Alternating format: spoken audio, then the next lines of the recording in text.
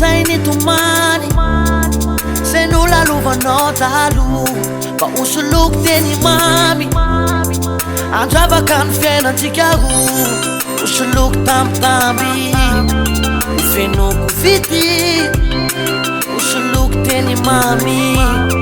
no ka teny mamy tena avy ao ako tsy sangisangy tena foko avokoa izay no anjara natao antsika roa izay nandratra-nao hosoloky tambitamby zavatra tsy nety hosoloky teny mamy izay nandratra-nao hosoloky tambitamby ireo zavatra tsy nety hosoloky teny mamy c'est le love, c'est le love, c'est le love, c'est le love, c'est le love, c'est le love, c'est le love, c'est le love, c'est le love, c'est le love, c'est le love.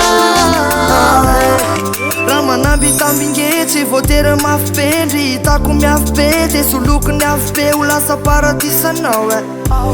satria te eo anilanao ka ty za miangavy retsy mandainga fafrety mba aza miavineo ty anao atsy miafine sady azatokisanao satria zany milanao le teny mamy tena vaoako tsy sangisangy fa tena voko avokoa izay no anjara natao antsika roa izay nandratra-nao hosoloky tambitamby zavatra tsy nety hosoloky teny mamy izay nandratra-nao hosoloky tambitamby ireo zavatra tsy nety hosoloky teny mamy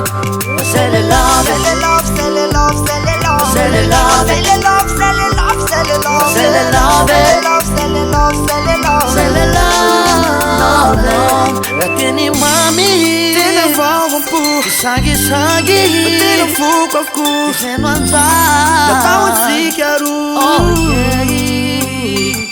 le teny mamy tena vaoampo tsy sangisangy tena foko avokoa izay no anjara natao antsika roa izay nandratra-nao hosoloky tambitamby zavatra tsy nety hosoloky teny mamy izay nandratra-nao hosoloky tambitamby ireo zavatra tsy nety